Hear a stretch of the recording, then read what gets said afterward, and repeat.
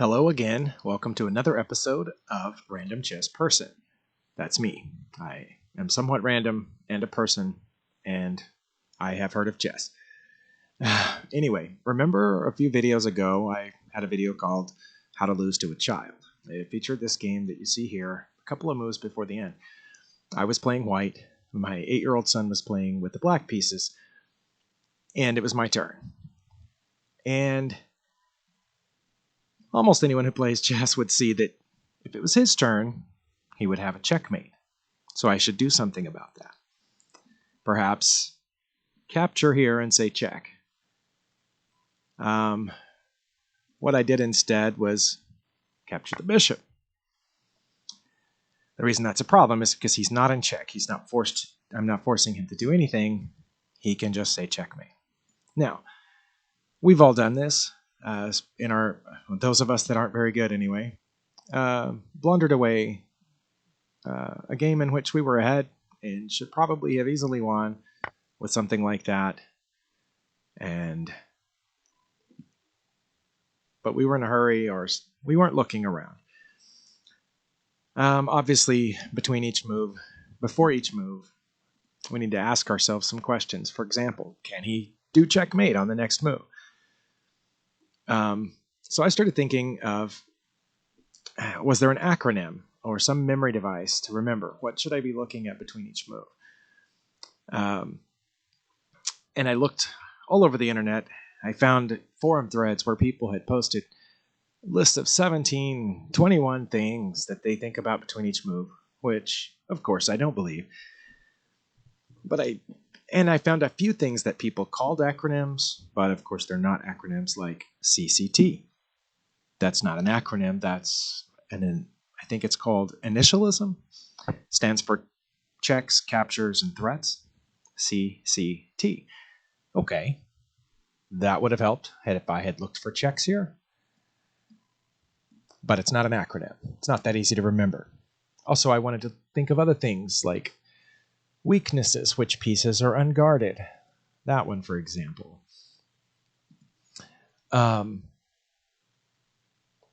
Which pieces are pinned.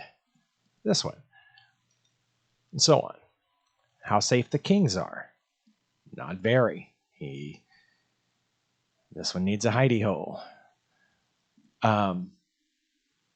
So I decided to create my own acronym, which is the point of this video.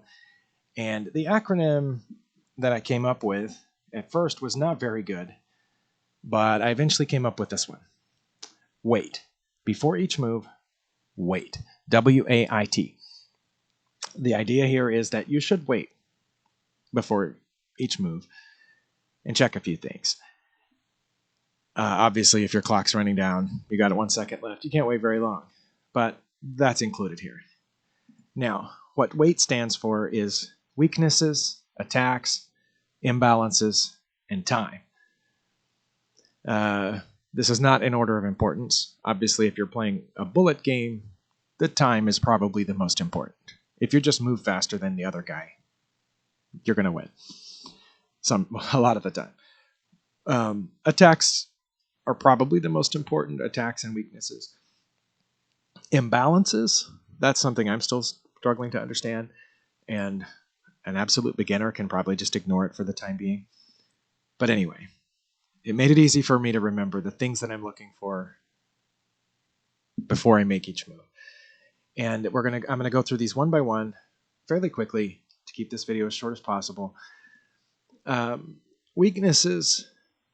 When I talk about weaknesses, I'm thinking of the kings, obviously, pieces, pawns, squares. With the kings, how safe are they? Is my king safe? In the example that I just showed you from the other game, no, my king wasn't safe. Obviously, his wasn't either. They were both.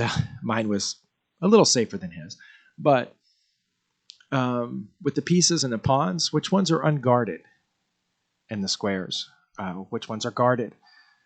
If they are guarded, which guards or defenders are easy to remove or possible to remove? When you're thinking of your pieces, your bishops, your rooks, your knights, your queen, which ones are undeveloped, inactive, trapped, pinned? Now, at the beginning, maybe just stick with unguarded and how safe are the kings. But eventually, as I started to use this method, I'm getting better at recognizing which one of us has more undeveloped pieces, which one has inactive or trapped pieces. That rook that's in the corner, hidden behind pawns and a knight and a bishop, it can't go anywhere and do anything. If the other player's got their rooks out, then one player's well ahead. Which pieces are pinned? In the example I just showed you, the bishop. My opponent's bishop was pinned. These things are all important to take a look at before each move. So weaknesses is the W. The A is, of course, attacks. And there's the 3 words that I mentioned earlier that someone told me: checks, captures, and threats. If I had just thought of that in the game example I showed you, I would have seen I do have a possible check. As you can see here, my rook can capture the bishop, which, of course, the computer says is the best move. And that's because it's protected. It forces his king to go somewhere. Wouldn't be able to go there or there because the rook would be guarding those squares.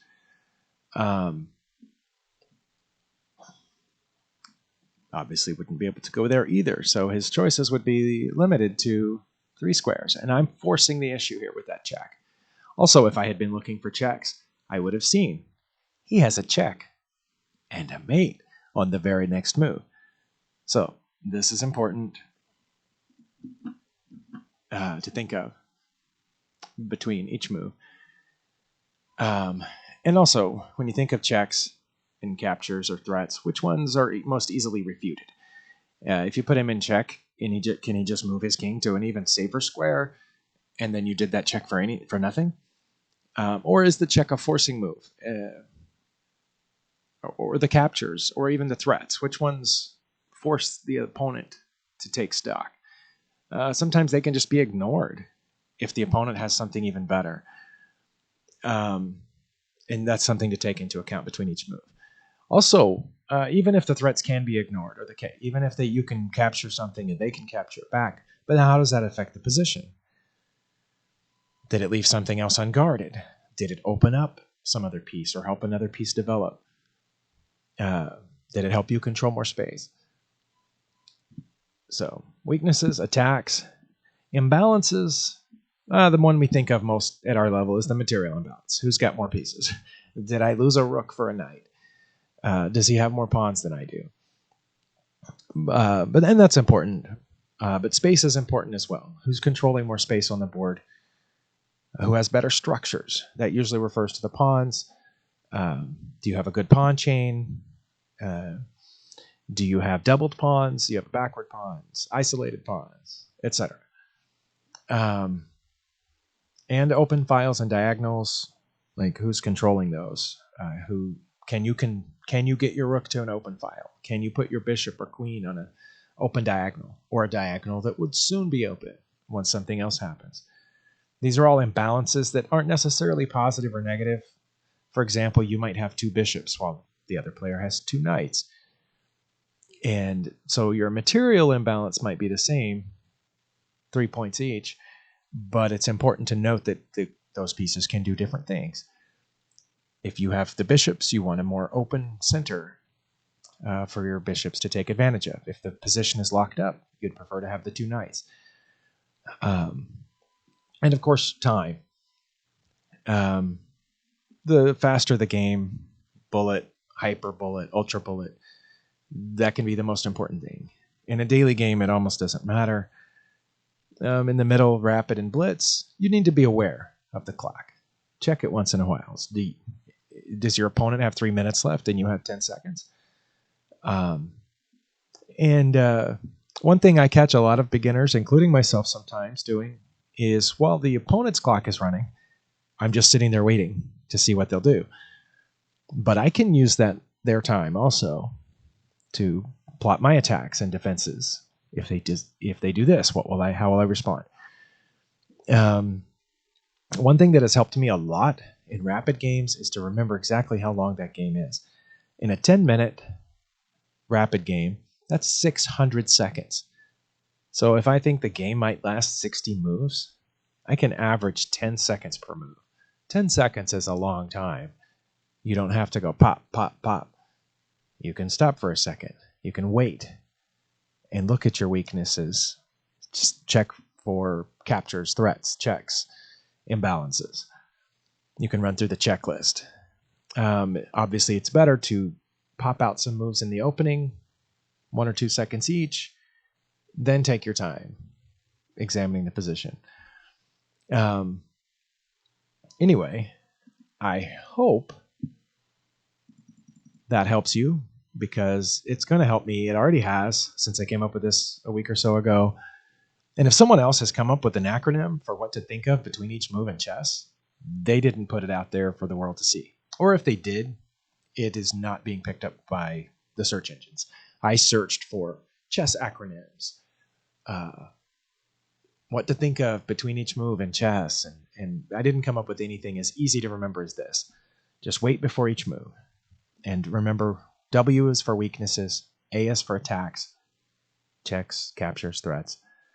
I is for imbalances, if you're at that stage, and T is for time. Again, not in the exact order of importance, but important nonetheless. And it will save you from moves like what I did here, because if I had thought, are there any checks, we would have had a vastly different game. Unfortunately for me, he didn't see that. And then the next move, I did see a check. I probably should have just taken the rook, but anyway. And I still didn't see his coming check. And here, if I had seen it, I believe I could have saved it by moving my rook back or by putting this pawn forward to give the king an escape hole. But instead I did that because I did not check if there were any possible threats. And then he saw it, and the game was over because I didn't wait and run through my checklist. Once again, thank you for watching, and remember that, as always, if you know better than I do, know more than I do, feel free to leave a comment correcting something or offering your advice. Appreciate it as always.